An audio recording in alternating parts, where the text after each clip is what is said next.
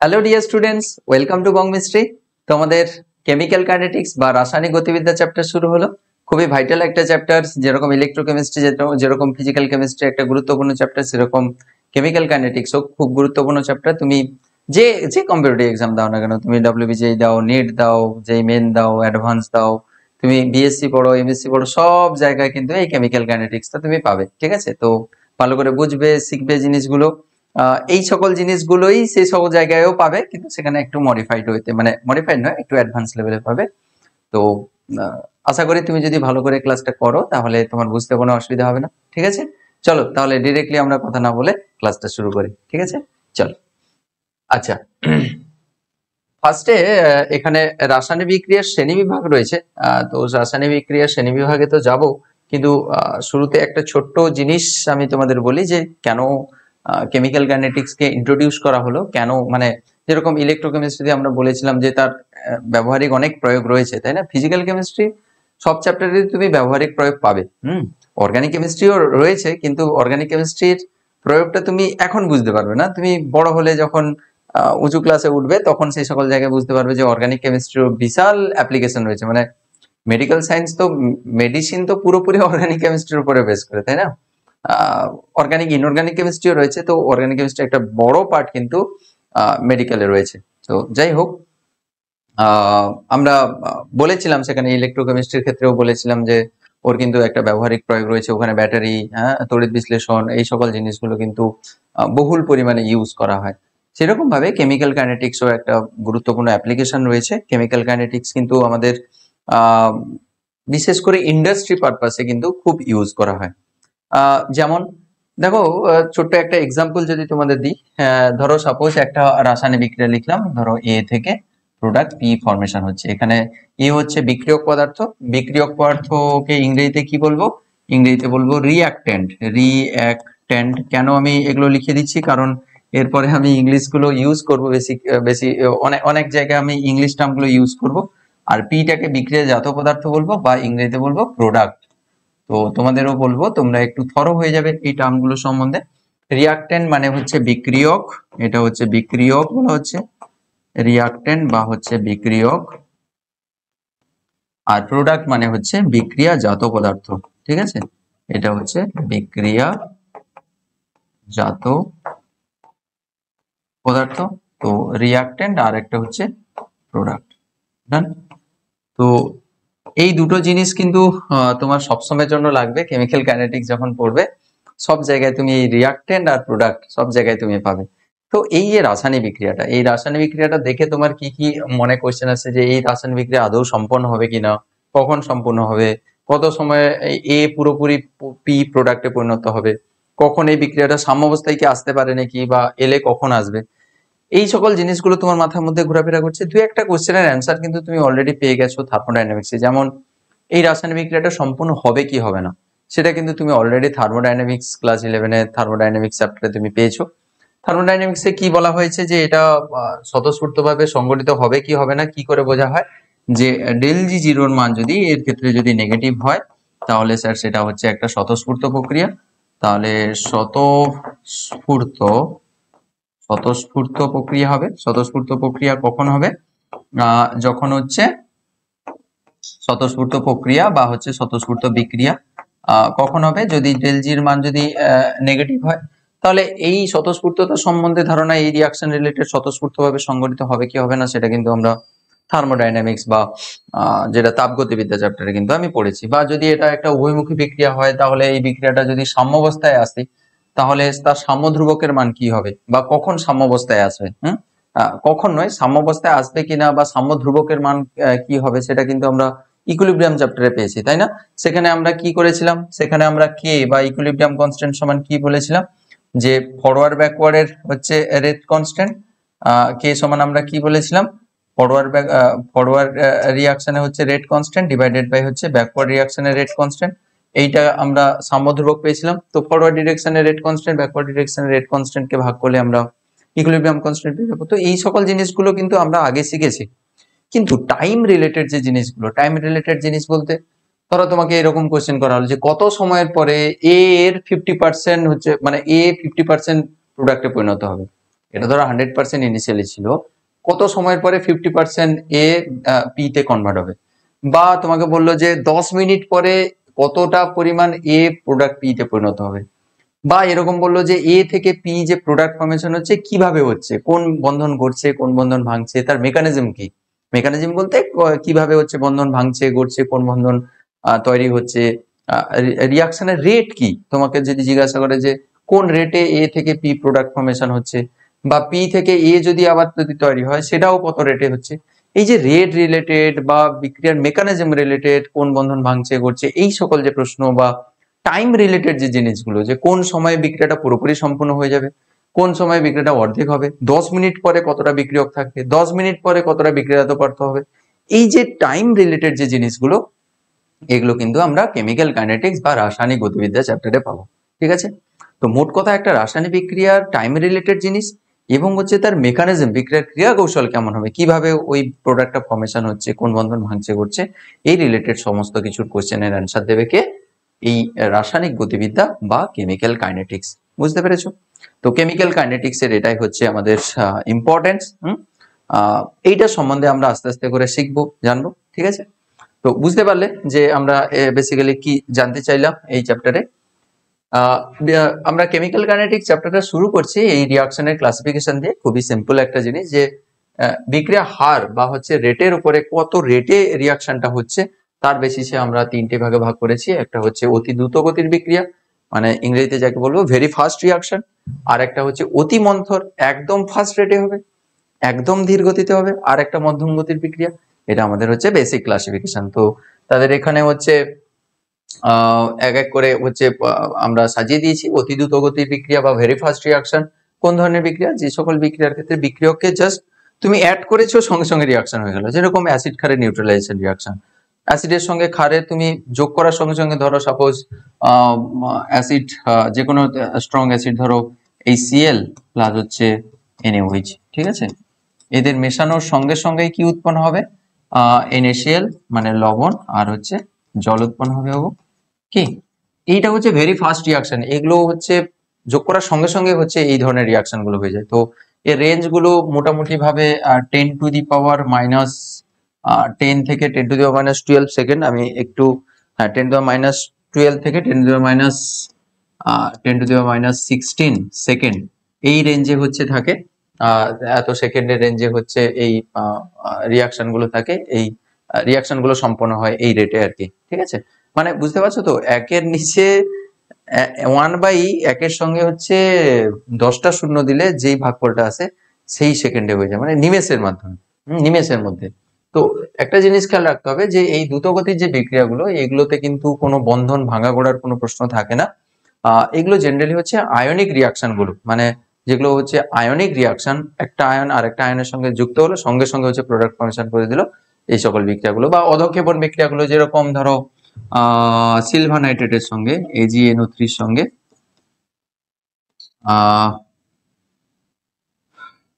AgNO3 এর সঙ্গে ধরো NaCl এর বিক্রিয়া, তাহলে এখানে কি উৎপন্ন হবে, AgCl এর হচ্ছে অধঃক্ষেপ উৎপন্ন হবে, আর AgCl আর হচ্ছে NaNO3 উৎপন্ন হবে।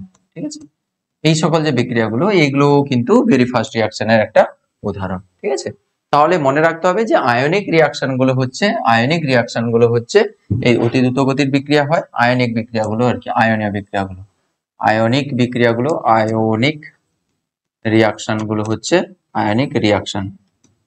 আর XN লিখে দিলাম শর্টকাটে, মানে হচ্ছে আয়নিক বিক্রিয়া। আয়নিক রিয়াকশন গুলো এই ধরনের বিক্রিয়া হয়ে থাকে। ঠিক আছে, নেক্সট আসছি অতি মন্থর গতির বিক্রিয়া বা ভেরি স্লো রিয়াকশন, তার উল্টো, ভেরি ফাস্টের একদম উল্টো।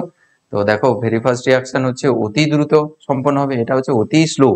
যেমন একটা উদাহরণ দিচ্ছি, যে লোহার মরিচা পড়া, লোহার টুকরোকে তুমি ফেলে রাখবে, তার দীর্ঘ সময়, মানে 10 দিন 15 দিন 20 দিন, হ্যাঁ, সে হচ্ছে তো তারপরে কিন্তু ওখানে মরিচা পড়ে। তো এইগুলো হচ্ছে ভেরি স্লো রিয়াকশন। তাহলে এইখানে উদাহরণ আরে অতটা কিছু লাগে না। তাহলে এক টুকরো লোহাকে বাতাসে রেখে দিলে তার মরিচা পড়া হচ্ছে এই ধরনের উদাহরণ। ঠিক আছে, তো এই ধরনের বিক্রিয়াগুলো এতটা ফাস্ট হয়, অতি দ্রুত গতির বিক্রিয়া বা ভেরি ফাস্ট রিয়াকশন এত দ্রুত সম্পন্ন হয়, এর রেটও মেজার করা যায় না, এগুলো এত ধীর গতিতে হয় এর রেটও মেজার করা যায় না। আমরা যেটা মেজার করতে পারি সেটা হচ্ছে অতি মন্থর গতি, আচ্ছা মধ্যম গতির যে বিক্রিয়াগুলো ওইগুলো হচ্ছে আমরা মোটামুটি মেজার করতে পারি। এগুলো যেখানে কোভ্যালেন্ট বন্ডগুলো রয়েছে, সমযোজী বন্ধনগুলো রয়েছে, সেই ধরনের বিক্রিয়াগুলো হচ্ছে মধ্যম মধ্যম গতির বিক্রিয়া বা মডারেট স্পিডের রিয়াকশন। তাহলে রিয়াকশন উইথ মডারেট স্পিড। সমযোজী বন্ধনের যে বিক্রিয়াগুলো ওইগুলো হচ্ছে এই মধ্যম গতির বিক্রিয়ার উদাহরণ। ঠিক আছে, তো H2O2 H2A2 এর ডিসোসিয়েশন, H2O2 এর ডিসোসিয়েশন, H2O2 থেকে হচ্ছে ডিসোসিয়েট হয়ে ওয়াটার প্লাস হচ্ছে অক্সিজেন উৎপন্ন হয়। ঠিক আছে, তো এই ধরনের বিক্রিয়াগুলো হচ্ছে আমাদের মডারেট রেটের রিয়াকশন। ঠিক আছে, তো একে একে ব্যালেন্স করা, আমি ব্যালেন্স করলাম না, ব্যালেন্স করলে করতে পারো, সামনে 2 দিয়ে ব্যালেন্স করা যেতে পারে।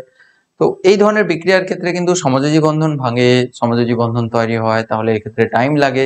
আয়নিক রিয়াকশন গুলো সেখানে বন্ধন ভাঙা করার কোনো প্রশ্ন নেই, ওই জন্য তাড়াতাড়ি সম্পন্ন হয়। এখানে কিন্তু একটু স্লোতে হয়, তবে এতটাও স্লো নয়, এর মতো এত স্লো নয়, তো মিডিয়াম রেঞ্জে মিডিয়াম রেটে হচ্ছে সম্পন্ন হয়। এগুলো জাস্ট একবার করে রিডিং মারবে, গো থ্রু করবে, আর কিছু করতে হবে না এখান থেকে। ঠিক আছে, তাহলে আমরা ফার্স্টে এই রিয়াকশনের টাইপগুলো জেনে নিলাম। নেক্সট হচ্ছে রাসায়নিক বিক্রিয়ার বিক্রিয়া হার বা হচ্ছে গতিবেগ, reaction rate or velocity of a chemical reaction. একটা রাসায়নিক বিক্রিয়ার বিক্রিয়া বেগ বা হচ্ছে বিক্রিয়ার গতিবেগ, এই জিনিসটা কি, ইংলিশ টার্মগুলো খেয়াল রাখবে। রিয়াকশন রেট বলা হচ্ছে reaction rate or velocity of a chemical reaction. Beg, velocity হচ্ছে বেগ, আর রিয়াকশনের রেটও বলতে পারো। রিয়াকশন রেটটা অ্যাকচুয়ালি কি ডিফাইন করছে, রাসায়নিক বিক্রিয়ার রিয়াকশন রেট অ্যাকচুয়ালি কি ডিফাইন করছে? দেখো, যে কোনো একটা রিয়াকশন, যে কোনো একটা রিয়াকশনের ক্ষেত্রে ধরো সাপোজ একটা রিয়াকশন হচ্ছে এ থেকে বি ফরমেশন হচ্ছে, একটু বড় করিয়া দিই, ধরো সাপোজ এ থেকে বি প্রোডাক্ট পি হচ্ছে, বি হচ্ছে এখানকার প্রোডাক্ট, বি ফরমেশন হচ্ছে।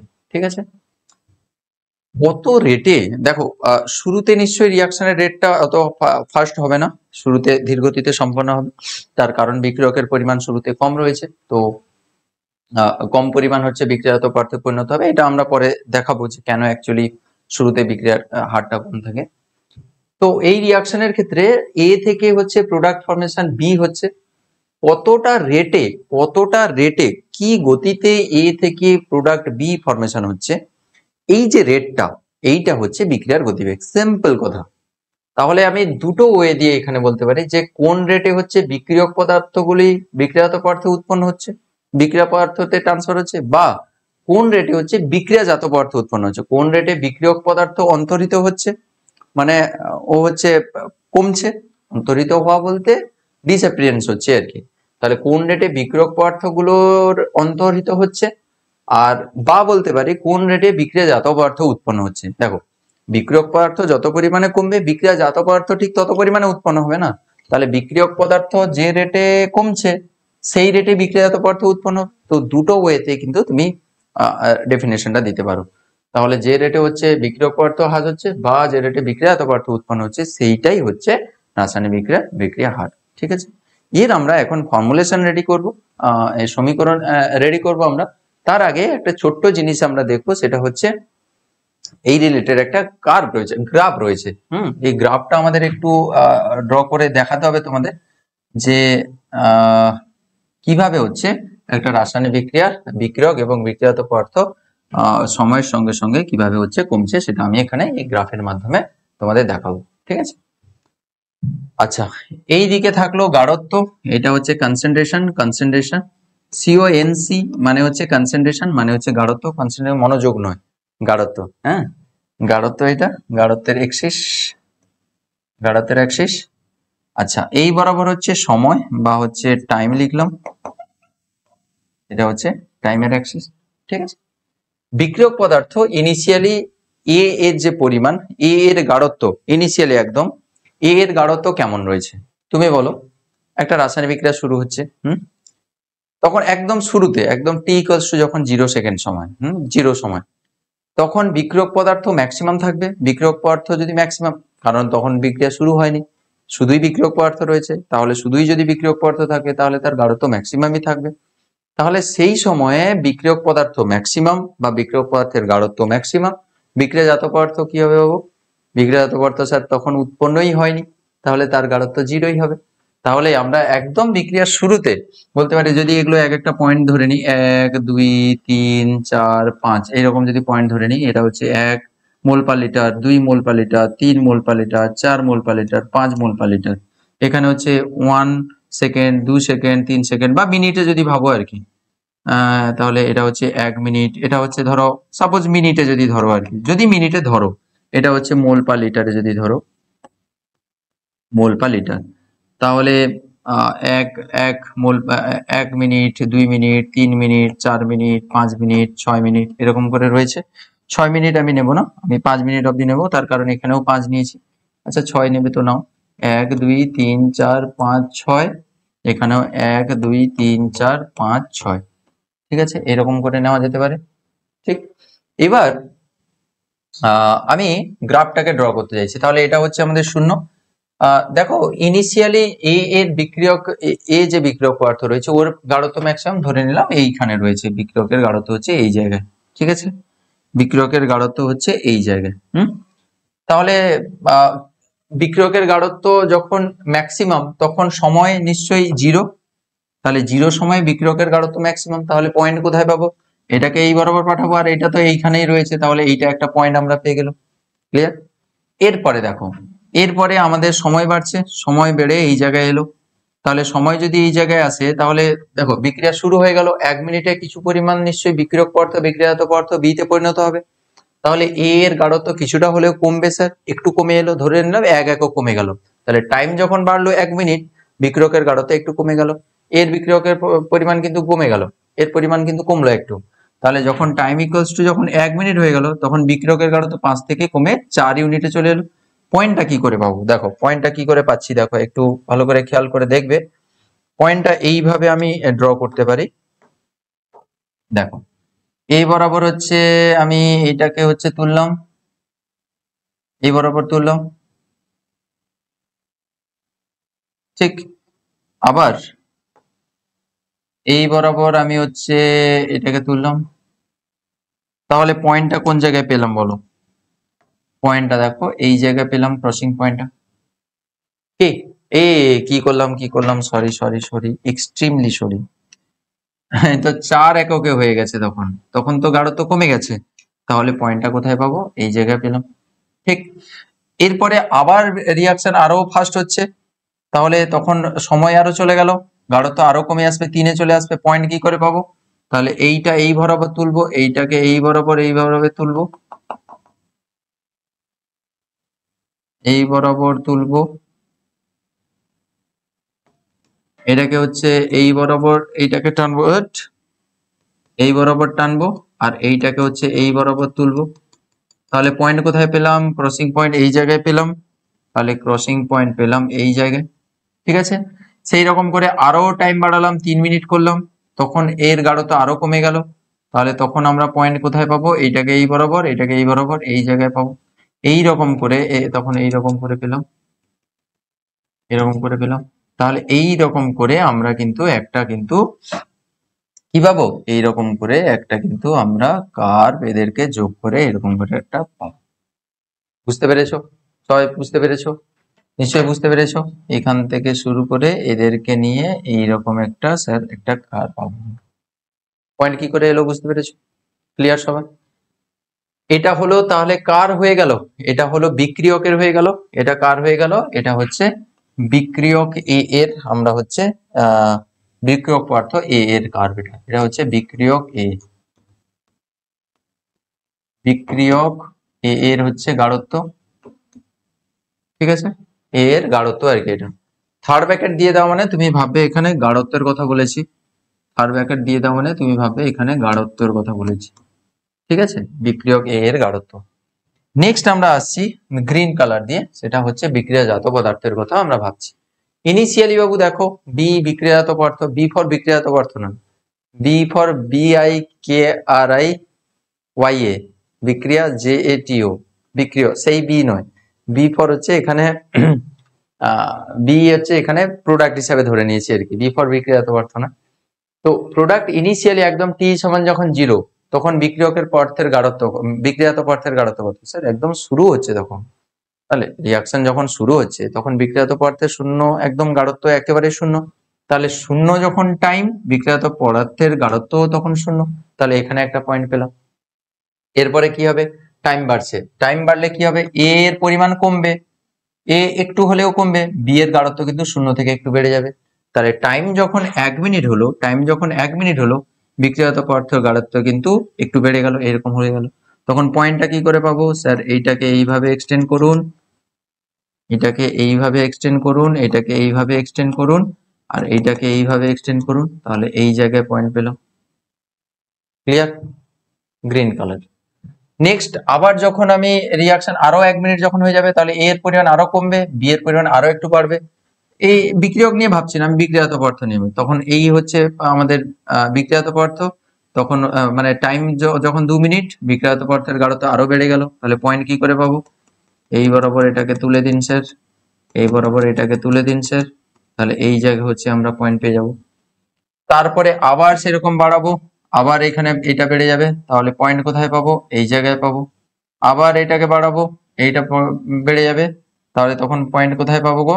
তখন পয়েন্ট এই সকল জায়গায় পাবো। এই রকম করে আমরা কিন্তু একটা কার্ভ আবার এইরকম করে একটা পেয়ে যাব।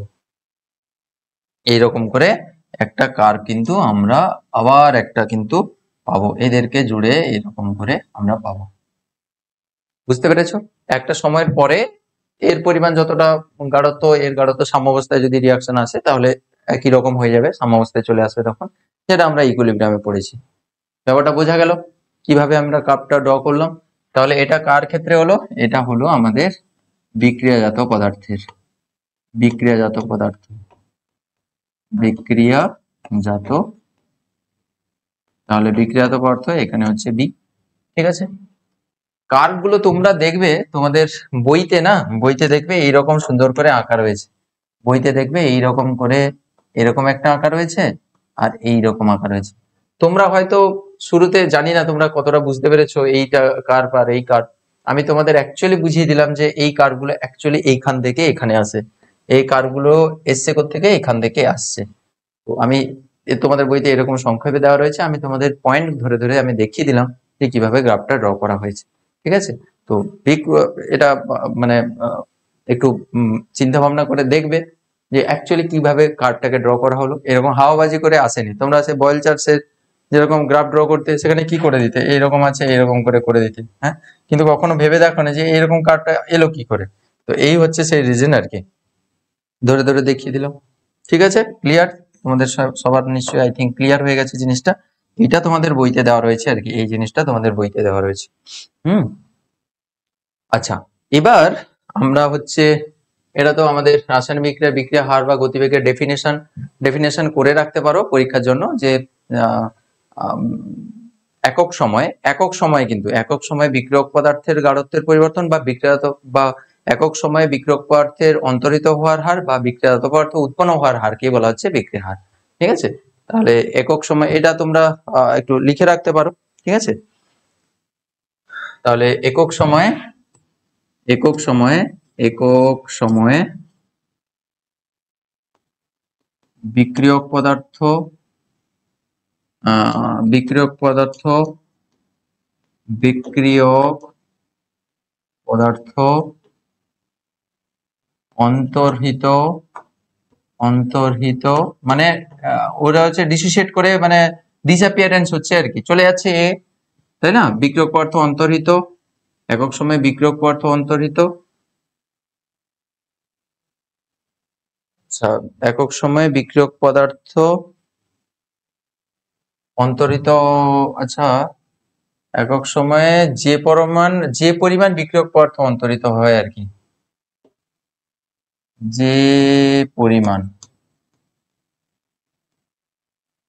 বিক্রিয়ক পদার্থ অন্তরিত হয় বা বিক্রিয়াজাত পদার্থ উৎপন্ন হয়, বিক্রিয়াজাত পদার্থ উৎপন্ন হয়, উৎপন্ন হয়। এটি কি? এটি হচ্ছে আমাদের রাসায়নিক বিক্রিয়া হার বা গতিবেগ। ঠিক আছে, এখন আমরা এরই আমরা কি বলবো রিপ্রেজেন্টেশন দেব যে কিভাবে আমরা এই বিক্রিয়া হারকে আমরা রিপ্রেজেন্ট করব। ঠিক আছে, বিক্রিয়া হারকে কিভাবে রিপ্রেজেন্ট করব সেটাই আমরা এখানে হচ্ছে শেখাবো। রিপ্রেজেন্ট ওই জন্য ইংলিশে লেখা রয়েছে, দেখো এই জন্য ইংলিশে লেখা রয়েছে যে রিপ্রেজেন্টেশন অফ রিঅ্যাকশন রেট, কিভাবে আমরা হচ্ছে একটা রাসায়নিক বিক্রিয়াকে রিপ্রেজেন্ট করব। ঠিক আছে, আমরা সুন্দর করে শিখবো কিভাবে একটা রাসায়নিক বিক্রিয়ার হারকে, যেটা আমরা এক্ষুনি ডেফিনেশনে বললাম, সেটাকে কিভাবে রিপ্রেজেন্ট করব।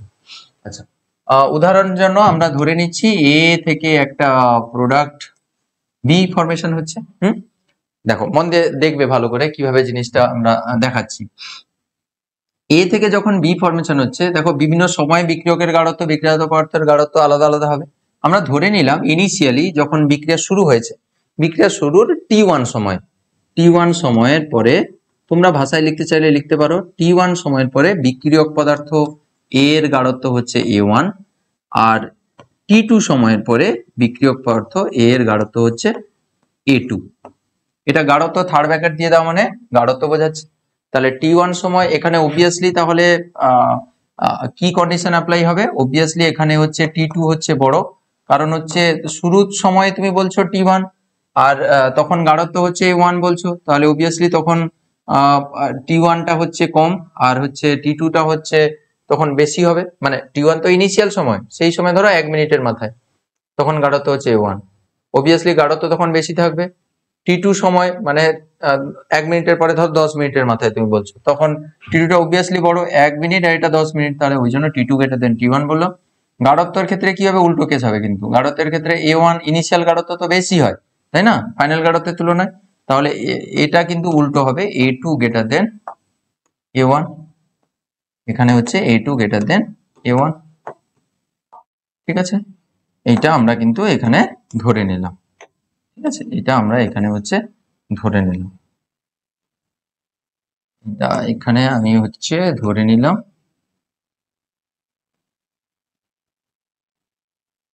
ঠিক আছে, ওকে। আবার আরেকটা জিনিস আমি এখানে ধরে নিলাম, সেটা হচ্ছে বিক্রিয়াজাতর ক্ষেত্রে, বি এর ক্ষেত্রে, বি এর ক্ষেত্রে T1 সময়ে বি এর গাঢ়ত্ব ধরে নিলাম B1 ইনিশিয়ালি, আর T2 সময়ে বিক্রিয়াজাত পদার্থ গাঢ়ত্ব হচ্ছে B2। তাহলে এখানে কি কন্ডিশন ইম্পোজ হবে বলো তো? Obviously T2 greater than T1 হবে, কারণ ইনিশিয়াল টাইমটা কম, আচ্ছা, আর ফাইনাল টাইমটা হচ্ছে বেশি T2। গাঢ়ত্ব কিন্তু উল্টো হবে, দেখো ইনিশিয়ালি এর গাঢ়ত্ব তো কম ছিল, বিক্রিয়াজাত পদার্থের গাঢ়ত্ব কম ছিল, কার গাঢ়ত্ব বেশি ছিল গো? প্রোডাক্টের গাঢ়ত্ব হচ্ছে তখন তখন রিঅ্যাকট্যান্টের গাঢ়ত্ব বেশি ছিল। তাহলে বিক্রিয়াজাত পদার্থের গাঢ়ত্ব T1 সময় কিন্তু কম ছিল আর T2 সময় বেড়েছে, রিয়াকশন করে প্রোডাক্ট বেশি করে উৎপন্ন হয়েছে, গাঢ়ত্ব বেড়েছে। তাহলে সেক্ষেত্রে আমরা লিখতে পারি যে B2 গ্রেটার দেন কিন্তু B1, B2 গ্রেটার দেন। আচ্ছা, এক্ষেত্রে এখানে তাহলে উল্টো করে দিয়েছি, তাই না? হ্যাঁ, তোমরা ভাবছো স্যার উল্টো হয়ে গেছে, ঠিক বলেছো, এখানে উল্টো হয়ে গেছে। ইনিশিয়ালি তো কনসেন্ট্রেশন তো বেশি ছিল, তাহলে A1 টা বেশি হবে কার তুলনায়? A2 তুলনায়, তাহলে এইটা হবে। ঠিক আছে, এটা হবে। আর এটাকে তুলে দিই, কেমন কেমন দেখতে লাগছে, তাই না? এটা এরকম থাকবে। এটা ঠিক আছে। আচ্ছা, এর ক্ষেত্রে কি হবে? B2 ইনিশিয়ালি প্রোডাক্ট ফর্মেশন তো একদম হয়নি, ফাইনালি প্রোডাক্ট ফর্মেশন বেশি হয়েছে, তাহলে B2 গ্রেটার দেন B1 এখানে লিখবো, B2 গ্রেটার দেন B1। ঠিক আছে, তাহলে এবার তুমি আমাকে বলো যে গাঢ়ত্বের এই বিক্রিয়ক পদার্থের গাঢ়ত্বের পরিবর্তন আর সময়ের পার্থক্য কি হচ্ছে? তাহলে বিক্রিয়ক পদার্থের গাঢ়ত্বের পরিবর্তন, বিক্রিয়ক পদার্থের গাঢ়ত্বের পরিবর্তন, বিক্রিয়কের গাঢ়ত্বের পরিবর্তন, বিক্রিয়কের গাঢ়ত্বের পরিবর্তন, গাঢ়ত্বের পরিবর্তন কত হচ্ছে? গাঢ়ত্বের পরিবর্তন সমান হচ্ছে বিক্রিয়কের গাঢ়ত্বের পরিবর্তন কত হচ্ছে গো?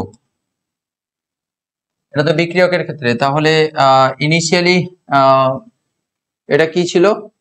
ইনিশিয়ালি এইটা ছিল বেশি, এটা হচ্ছে কম। আচ্ছা, পরিবর্তন আমি a2 মাইনাস a1 ই করছি, a2 মাইনাস হচ্ছে a1 ই করছি, ফাইনাল মাইনাস ইনিশিয়াল করছি, ঠিক আছে। আর বিক্রিয়কের গাঢ়ত্ব পরিবর্তনের জন্য প্রয়োজনীয় সময়, মানে সময়ের পরিবর্তন, এই যে গাঢ়ত্বের পরিবর্তন হলো তার জন্য সময়ের কত পরিবর্তন হয়েছে, কতটা সময় লেগেছে। তাহলে বিক্রিয়কের গাঢ়ত্বের পরিবর্তনের জন্য প্রয়োজনীয় সময় বা সময়ের আচ্ছা কি লেখা যায়, সময়ের পরিবর্তন মানে বিক্রিয়কের এই গাঢ়ত্ব পরিবর্তনের জন্য কতটা সময় লেগেছে আর কি। আচ্ছা, সময়ের পরিবর্তন, তাহলে এক্ষেত্রে সময়ের পরিবর্তন হচ্ছে ইকুয়ালস টু হচ্ছে T2 minus T1। T2 minus T1 তো সবসময়ের জন্য থাকবে। তাহলে এবার রেটটা কি হবে? রেট মানে বিক্রিয়ার হারটা কি বলা হয়েছিল, যে প্রতি একক সময়ে বিক্রিয়কের কতটা পরিমাণ হচ্ছে বিক্রিয়াজাত পদার্থে পরিণত হচ্ছে, বা কতটা বিক্রিয়ক পদার্থ অন্তরিত হয়ে যাচ্ছে, বা কতটা পরিমাণ বিক্রিয়কের গাঢ়ত্ব হ্রাস পাচ্ছে, এটাই তো। তাহলে গাঢ়ত্বের পরিবর্তন কত হচ্ছে, তাহলে রেট সমান কি হবে, গাঢ়ত্বের পরিবর্তন, এই গাঢ়ত্বের পরিবর্তন, রেট সমান কি হবে, এই গাঢ়ত্বের পরিবর্তন, এটাকে কপি করে নিচ্ছি, আমার কাছে অপশন আছে বলে। গাঢ়ত্বের পরিবর্তন ডিভাইডেড বাই আমরা কি বলবো, সময়ের পরিবর্তন, এটাকে ভাগ করলেই তো আমরা রেট পাবো, তাই না। তাহলে গাঢ়ত্বের পরিবর্তন ডিভাইডেড বাই হচ্ছে সময়ের পরিবর্তন, কি এটাই। একটু নিচের দিকে নিয়ে চলে আসি, গাঢ়ত্বের পরিবর্তন ডিভাইডেড হচ্ছে সময়ের পরিবর্তন। তাহলে তাই যদি হয় তাহলে আমরা এখানে কি লিখতে পারি, গাঢ়ত্বের পরিবর্তন কত হচ্ছে a2 minus a1, a2 minus হচ্ছে a1 divided by T2 minus T1 সময়ের পরিবর্তন, এটাই তো আমাদের রেট বলা হয়েছিল। তাহলে এটাকে ছোট্ট করে আমরা যদি লিখি তাহলে আমরা ডেল a লিখতে পারি, ডেল a বাই হচ্ছে ডেল টি, এটা আমরা লিখতেই পারি, রেট সমান বিক্রিয়ার হার, রেট সমান, ঠিক আছে। অনুরূপ ভাবে আমরা কিন্তু বিক্রিয়াজাত পদার্থের ক্ষেত্রেও কিন্তু সেম ওয়েতে আমরা লিখতে পারি জিনিসটা, কি সেম ওয়েতে লিখতে পারি না, বিক্রিয়াজাত পদার্থের ক্ষেত্রেও তো একই রকম হবে, তাই না। তাহলে বিক্রিয়াজাত পদার্থের ক্ষেত্রে আমরা পুরো সেম জিনিসটা লিখতে পারি আবার। তাহলে বিক্রিয়াজাত পদার্থের ক্ষেত্রে কি লিখবো, সেম একই রেট সমান, তার ক্ষেত্রে কি লিখবো, তার ক্ষেত্রে আমি আর পুরোটা লিখলাম না, তার ক্ষেত্রে কি হবে, রেট সমান কি হবে, তার ক্ষেত্রে রেট সমান B2 minus B1, B2 minus হচ্ছে B1 divided by T2 minus T1। তাহলে এর ক্ষেত্রে কি হবে, ডেল বি বাই হচ্ছে ডেল টি, তাই না, এটা এটা। তাহলে একটা জিনিস তুমি এখানে খেয়াল করে দেখো, এর ক্ষেত্রে যে রেট সমান লিখেছি, আচ্ছা এইখানে অথবা দিয়ে রেট সমান লিখছি, আবার রেট সমান লিখলাম, রেট সমান এইটা, এর ক্ষেত্রে রেট সমান আমি এটা লিখেছি। সুতরাং এর ক্ষেত্রে রেট সমান এইটা, আবার এর ক্ষেত্রে রেট সমান এটা। আমরা তো বলেছিলাম বিক্রিয়ক পদার্থ অন্তরিত হওয়ার হার, বা বিক্রিয়াজাত পদার্থের বা বিক্রিয়ক পদার্থের গাঢ়ত্বের পরিবর্তন, বা বিক্রিয়াজাত পদার্থের উৎপন্ন হওয়ার হার, বা উৎপন্ন হার নয়, একক সময়ে কতটা বিক্রিয়ক পদার্থ অন্তরিত হচ্ছে বা একক সময়ে কতটা বিক্রিয়াজাত পদার্থ উৎপন্ন হচ্ছে। তাহলে সবই হচ্ছে একই জিনিস, এটারও রেট আর এটারও রেট, দুজনের ক্ষেত্রে রেট ইকুয়াল হবে। সুতরাং আমরা এখানে লিখতে পারি, অতএব এক্ষেত্রে আমরা লিখতে পারি রেট সমান, দুজনকে ইন জেনারেল আমরা লিখতে পারি রেট সমান, এটাকে দেখো ডিএ বাই হচ্ছে ডিটি, ডি নয় ডেল, তাহলে এটা রেট সমান এইটা, আবার এই রেট সমান সেই একই জিনিস, তাহলে এই রেট সমান এইটা, আবার এই রেট সমান এইটা, তাহলে আমরা লিখতে পারি এই রেট সমান হচ্ছে এইটা সমান হচ্ছে এইটা, তিনটা তো একই, তাই না। তাহলে ডেল বি বাই হচ্ছে ডেল টি, এটা, তাই না। এখানে একটা জিনিস তোমাদের লক্ষ্য করতে হবে, সেটা হচ্ছে এর ক্ষেত্রে যেটা করেছি রেট, বিক্রিয়ক পদার্থের ক্ষেত্রে দেখো এই যে del A by del T, এই ডেল এ টার্মটা দেখো, ডেল এ মানে হচ্ছে A2 মাইনাস A1, A2 টা বাবু দেখো A2 এর মানটা কিন্তু কম A1 এর তুলনায়, তাহলে তাই যদি হয় তাহলে এই বিয়োগফলটা নেগেটিভ হবে, ঋণাত্মক হবে, তাহলে এইটা হচ্ছে ঋণাত্মক হবে, তাহলে এখানে রেড ইকুয়ালস টু কিন্তু এখানে ঋণাত্মক হবে, তাহলে এই যে ভ্যালুটা, এই ভ্যালুটা কিন্তু আমাদের নেগেটিভে আসছে, এই ভ্যালুটা কিন্তু আমাদের নেগেটিভে আসছে। কিন্তু বাবু তুমি জানো এটা যে রেট কখনো কিন্তু ঋণাত্মক হতে পারে না, তাই না। রেট কি করে ঋণাত্মক হবে, রেট তো সবসময় ধনাত্মক হয়, পজিটিভ ভ্যালু। তাই না? ওই জন্য আমরা কিন্তু রেটের ক্ষেত্রে মাইনাস ডিএ বাই ডিটি লিখছি ঠিকই, কিন্তু জানি আমরা এটা যে স্যার বিক্রিয়ক পদার্থের ক্ষেত্রে সবসময়ের জন্য ফাইনাল মাইনাস ইনিশিয়াল গাঢ়ত্ব করতে হবে, আর ফাইনাল গাঢ়ত্ব তার ক্ষেত্রে সবসময়ের জন্য কম হবে। তার কারণ যত রিয়াকশন প্রসিড করবে বিক্রিয়ক পদার্থের গাঢ়ত্ব কমতে থাকবে, ফাইনাল গাঢ়ত্ব সবসময়ের জন্য কম হবে। কারণ ফাইনাল মাইনাস ইনিশিয়াল করলে সবসময় নেগেটিভ আসবে। তাই আমরা রেট যাতে নেগেটিভ না হয়ে যায় তাই আমরা সামনে একটা মাইনাস সাইন দেবো। তাই বিক্রিয়কের যখন গাঢ়ত্ব লিখবে তখন মানে রেট লিখবে, বিক্রিয়কের দিক দিয়ে যখন রেট লিখবে তখন সামনে একটা মাইনাস দেবে। বিক্রিয়কের ক্ষেত্রে কোনো প্রবলেম নেই। দেখো এটা একটা পজিটিভ ভ্যালু, কারণ বি2 ডেল বি মানে কি বি2 মাইনাস বি1, তাহলে এইটা তো সবসময়ের জন্য বেশি এটার তুলনায়, তাহলে এটা কিন্তু সবসময়ের জন্য একটা পজিটিভ ভ্যালু হবে, এটা সবসময়ের জন্য একটা পজিটিভ ভ্যালু হবে। সুতরাং আমরা কিন্তু এইটা একটা ফাইনাল কনক্লুশনে কিন্তু আসতে পারলাম যে রেট সমান কিন্তু আমাদের এইটা হচ্ছে আমাদের ফাইনাল ফর্মুলেশন। দেখো ঠিকঠাক আছে না? রেট সমান আমরা এটা লিখতেই পারি, বিক্রিয়া হার সমান হচ্ছে D A by del A by del T equals to হচ্ছে del B by del T. তাহলে বিক্রিয়ক পদার্থের যখন লিখবে তাহলে খেয়াল করে দেখো এখানে বিক্রিয়ক পদার্থ দিয়ে যখন লিখবে তখন কিন্তু সামনে মাইনাস হবে, বিক্রিয়াজাত পদার্থ দিয়ে যখন লিখবে তখন কিন্তু সেটা প্লাস দিয়ে লিখতে হবে। ক্লিয়ার? সবার ক্লিয়ার? বুঝতে পেরেছো? এবার দেখো এখানে বিক্রিয়কের সামনে কিন্তু মোল সংখ্যা 1 ধরে নেওয়া হয়েছিল, বিক্রিয়াজাত পদার্থের সামনেও মোল সংখ্যা 1 ধরে নেওয়া হয়েছিল। কিন্তু যদি মোল সংখ্যা 1 না হয় অন্য কোনো মোল সংখ্যা হয়, ধরে নিলাম 2 মোল 3 মোল 4 মোল, ধরো 2 মোল এ থেকে 3 মোল হচ্ছে বি উৎপন্ন হচ্ছে, তাহলে সেক্ষেত্রে আমরা ইকুয়েশনটা কি একই রকম থাকবে নাকি চেঞ্জ হবে? এই ইকুয়েশন থাকবে না চেঞ্জ হবে? ইকুয়েশনটা অবভিয়াসলি চেঞ্জ হবে। সেটা চেঞ্জটা কিন্তু কিভাবে হবে সেটা কিন্তু আমাদের এক্ষুনি দেখে নিতে হবে। দেখো এটা তো আমরা সহগ 1 ধরে করেছি, কিন্তু যদি এই রকম রিয়াকশন হয়, ধরো সাপোজ এই রকম একটা, ধরো এ এ প্লাস হচ্ছে বি বি থেকে হচ্ছে সি সি প্লাস হচ্ছে ডি ডি, এইরকম একটা বিক্রিয়া রয়েছে। তাহলে এ হচ্ছে এই যে ছোট এ, এটা হচ্ছে বিক্রিয়ক এ এর মোল সংখ্যা বা সহগ, এটা মোল সংখ্যাই। বিক্রিয়ক বি এর মোল সংখ্যা হচ্ছে ছোট বি, সি এর মোল সংখ্যা সি, আর ডি এর মোল সংখ্যা হচ্ছে ছোট ডি। ঠিক আছে? এর ক্ষেত্রে ইকুয়েশনটা একই থাকবে না চেঞ্জ হবে? অবভিয়াসলি ইকুয়েশনটা চেঞ্জ হবে। এর ক্ষেত্রে এই বিক্রিয়ার ক্ষেত্রে খুবই ইম্পর্টেন্ট কথা, খুব ভালো করে দেখবে কিভাবে করেছি। দেখো আমি তোমাদের সবসময় বলেছি রেট সমান আর, রেট আর সমান আমরা যখন লিখবো রেট আর লিখতে পারি, রেট আর সমান বিক্রিয়ক পদার্থের ক্ষেত্রে আমরা কি বলেছি বাবু? বিক্রিয়ক ক্ষেত্রে স্যার মাইনাস দিতে হবে। তাহলে একই রকম ভাবে তুমি লিখে যাও ডেল এ ডিভাইডেড বাই হচ্ছে ডেল টি ইকুয়ালস টু, দেখো বিক্রিয়কের ক্ষেত্রে আবার একটা এক্সট্রা বিক্রিয়ক চলে এসছে, তার ক্ষেত্রে কিন্তু ইকুয়ালি দেব, তাহলে equals to del B by হচ্ছে del T, del B divided by হচ্ছে ডেল টি। ঠিক আছে? বিক্রিয়ক পদার্থ যখন লিখবো তখন স্যার এই সহগগুলো কি মানে 1 ধরে নেব না এখানে এ বি তো বিক্রিয়ক রয়েছে, এ মোল আর বি মোল হচ্ছে বিক্রিয়ক রয়েছে, তখন কিছুই চেঞ্জ করতে হবে না, শুধু এটা খেয়াল রাখবে এই যে সহগগুলো শুধু 1/a হয়ে যাবে। আর একটা কি চেঞ্জ করতে হবে বলেছি তোমাকে, বিক্রিয়কের যখন রেট লিখবে সামনে একটা মাইনাস দিতে হবে, তার কারণ এটা একটা মাইনাস ভ্যালু আসবে, মাইনাস মাইনাসে প্লাস হয়ে যাবে। এর ক্ষেত্রেও সেরকম বিক্রিয়ক লিখছো তাই হচ্ছে সামনে মাইনাস দিতে হবে অবভিয়াসলি, আর কি এর সহগ বি রয়েছে তাই সেটা নিচে চলে যাবে 1/ab হয়ে যাবে। তাহলে 1/b ইন্টু হচ্ছে del T by del B by হচ্ছে ডেল টি ইকুয়ালস টু কি লিখবো? ইকুয়ালস টু হবে কিন্তু সবার ক্ষেত্রে ইকুয়ালস টু, কমা নয়, যোগ নয়, কিছু নয়। সি এর ক্ষেত্রে কি হবে? এটা প্রোডাক্ট, প্রোডাক্টের ক্ষেত্রে তো প্লাসই দেওয়া হবে, তাহলে প্রোডাক্টের ক্ষেত্রে তাহলে কি লিখবো? প্লাসই থাকবে 1/c, সহগটা বা মূল সংখ্যাটা 1/c হয়ে গেল, ডেল সি ডিভাইডেড বাই হচ্ছে ডেল টি ইকুয়ালস টু আবার প্লাস দেওয়া হবে 1/d del D divided by হচ্ছে ডেল টি, এইরকম হবে। দেখো এইটা হচ্ছে আমাদের ফাইনাল ইকুয়েশন, এইটা হলো আমাদের ফাইনাল ইকুয়েশন। কার ফাইনাল ইকুয়েশন? একটা রেটের, রিয়াকশন রেটের হচ্ছে ফাইনাল ইকুয়েশন। কিভাবে উপস্থাপনা করা হবে সেটা কিন্তু তোমাদের সুন্দর করে দেখিয়ে দিলাম। তাহলে এটাতে ছিল কোনো সহগ ছিল না, 1 ছিল, ওই জন্য কিছু দেওয়া হয়নি। যখন সহগ চলে আসবে সেটা 1/a হয়ে যাবে, মানে 1/, হয়ে যাবে আর কি।